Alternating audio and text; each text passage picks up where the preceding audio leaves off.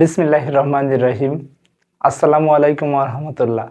প্রিয় শিক্ষার্থীরা, welcome to মুমিনুরস teaching home. প্রিয় শিক্ষার্থীরা, এই ভিডিওটি দ্বারা তোমাদের নবম শ্রেণীর বিজ্ঞান বইয়ের অষ্টম অধ্যায় অর্থাৎ জিনগত ও বংশগতিবিদ্যা এই অধ্যায়ের 8.3-এর মেন্ডেলের প্রথম সূত্রের পরবর্তী আলোচনা করা হবে। পূর্ববর্তী আলোচনায় আমরা সূত্রটি এবং সূত্রটির কিছু বেসিক জিনিস অল্প একটু আলোচনা করেছিলাম। তার পরবর্তী অংশ মূলত এই ভিডিওয়ে আলোচনা করা হবে।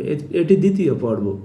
প্রথম পর্বটি যারা দেখুনি, প্রথম পর্বটি দেখে আসতে পারো, তাহলে এটা বুঝতে ধারাবাহিকভাবে সুবিধা হবে। বাড়তি কথা না বাড়িয়ে চলে যাচ্ছে ভিডিওর মূল আলোচনায়। Audio Jungle.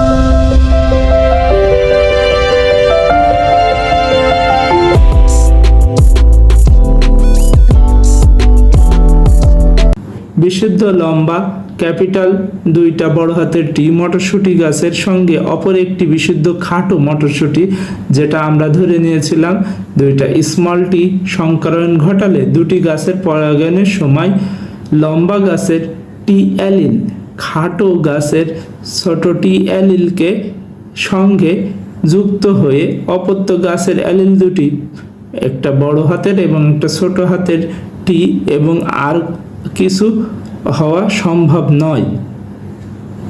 যেহেতু লম্বা গাছের অ্যালিল বড় হাতের টি প্রকট গুণসম্পন্ন, তাই ফ্যাক্টর 1-এর বংশধর সকল অপত্য মটরশুঁটি গাছের কাণ্ড হবে লম্বা। উভয় জিনের দীর্ঘকাল একসঙ্গে থাকলেও বিনষ্ট বা একীভূত হয়ে যায় না, বরং স্বকীয়তা বজায় রেখে অক্ষুণ্ণ থাকে। এটা পরবর্তী পৃষ্ঠায় 130 পৃষ্ঠা দেওয়া আছে। হেটেরোজাইগাস, হেটেরোসজ্জার অর্থ আলাদা, অর্থাৎ এর গ্যামেট দুইটা আলাদা, একটা বড় হাতের টি একটা ছোট হাতের টি। পিতা মাতা, ফিনোটাইপ জিনোটাইপ গ্যামেট। আমরা ফিনোটাইপ বলতে বুঝতে পেরেছি যেটা আমাদের প্রকট জিন, এবং জিনোটাইপ শব্দের অর্থ আমাদের যেটা প্রচ্ছন্ন জিন সেটা বুঝতে পেরেছি। গ্যামেট দ্বারা আমাদের একটা বড় হাতের টি একটা ছোট হাতের টি এটা প্রকাশ পেয়েছে। এরপরে দেখো এই এদের মধ্যে যখন ক্রস ঘটানো হলো, একটা বড় হাতের টি আর একটা ছোট হাতের টি একবার হলো, আবার একটা বড় হাতের টি আর একটা ছোট হাতের টি এই হতে পারে, যেটা পরবর্তী F1 এর ফিনোটাইপ আর জিনোটাইপ লেখা হয়েছে F1 বংশধরের ক্রস। এটা ক্রস লিখেছে, তোমাদের বইতে বানান ভুল করেছে, ক্রস হবে। ফিনোটাইপ আর জিনোটাইপ ওইভাবে লেখা হয়েছে সংকর লম্বা সংকর লম্বা দুইটা। F1 এ যখন ক্রস ঘটানো হলো, দেখো একটা বড় হাতের টি, আমরা যে দাগগুলো স্পষ্ট দেওয়া হয়েছে এগুলো আমরা বুঝতে পারবো প্রকট জিনের বিষয়টা বোঝানো হয়েছে। বড় হাতের টির সাথে যখন ছোট হাতের টি জোড়া লাগানো হলো, তখন হলো কি বড় হাতের টি আর ছোট হাতের টি একদম শেষেরটা লম্বা। তারপরে ছোট হাতের টির সাথে ছোট হাতের টি যখন লাগানো হলো, দুইটা ছোট হাতের টি হয়েছে খাটো।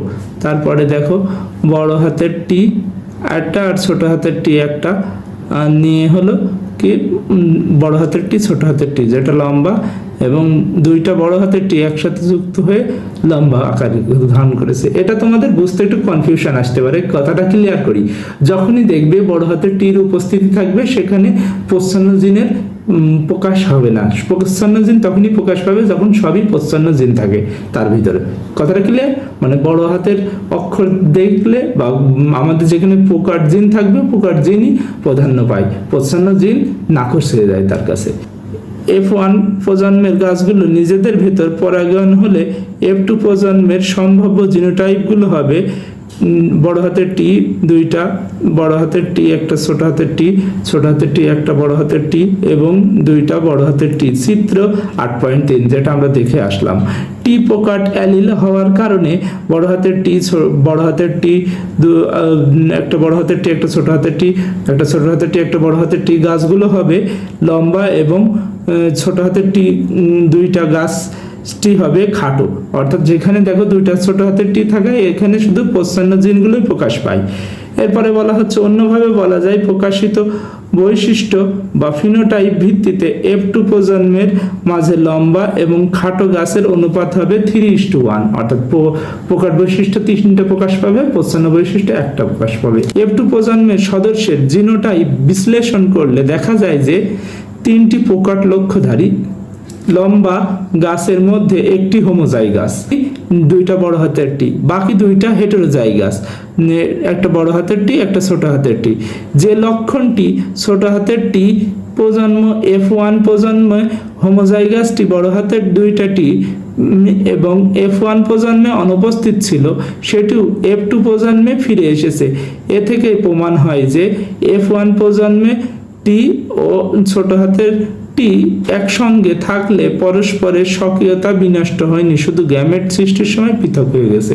অর্থাৎ কি যেন বোঝাতে চেয়েছে, প্রথম সূত্রের মূল প্রতিপাদ্য বিষয় হচ্ছে কি প্রকট জিন বা প্রচ্ছন্ন জিন কোনোটাই হারিয়ে যায় না। আমরা প্রকট জিনটা দেখতে পাই, প্রচ্ছন্ন জিনটা ওর ভিতরে থাকে বৈশিষ্ট্য হিসেবে, এবং এটা পরবর্তী বংশে বা তার পরবর্তী বংশে গিয়ে হলেও এই প্রচ্ছন্ন জিনটা প্রকাশ পায় যখন বারবার ক্রস ঘটনা ঘটে। তোমরা সকলে ভালো থেকো, সুস্থ থেকো, তোমাদের সকলের জন্য শুভকামনা রইল।